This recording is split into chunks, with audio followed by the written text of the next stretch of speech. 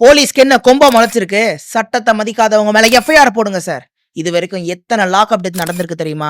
இது கதையில நிஜம் வித் ஆர்ஜே லோகேஷ் 30 டேஸ் சீரியஸ்ல டே 4. என்ன ஃபாலோ பண்ணனா ஒரு ஃபாலோ பண்ணிட்டு வீடியோ பாருங்க. 2020ல சாத்தான்குளம் ஜெயராஜ் பெனிக்ஸ், அரியலூர்ல முருகானந்தம், திருநெல்வேலியில சாந்தகுமார், திருவள்ளூர்ல தங்கசாமி, இப்போ புதுக்கோட்டையில அஜித் குமார். கடந்த 4 ஆண்டுகள்ல மட்டும் மொத்தம் 24 லாக்அப் டெத் நடந்திருக்கு. இதுல லாக்அப் டெத் ஆனவங்க எல்லாம் என்ன பணக்காரங்களா, அரசியல் பின்பலம் உள்ளவங்களா, இல்ல ரொம்ப வசதியானவங்களா? எல்லாம் எடுத்து பாத்தீங்கன்னா எல்லாமே ஒரு ஏழ்மையான அப்பாவிகளா தான் இருப்பாங்க. ஏன் பணக்காரங்கன்னா ஒரு நியாயம், ஏழைகள்னா ஒரு நியாயமா? பணக்காரங்க அரசியல் பின்புலம் உள்ளவங்களால இப்படி பண்ண முடியாது. ஏன்னா எல்லாரும் உடனே வந்துருவாங்க, ஜாமீன்ல எடுக்கணும், வெளியே விட்டுறணும், கேள்விக்கு பதில் சொல்லணும். ஆனா ஏழைகளா இருந்தா யாரும் கேட்க மாட்டாங்க. என்ன வேணா பண்ணலாம், சட்டத்துக்கு விரோதமா எப்படி வேணா விசாரணை நடத்தலாம். அப்படித்தானே?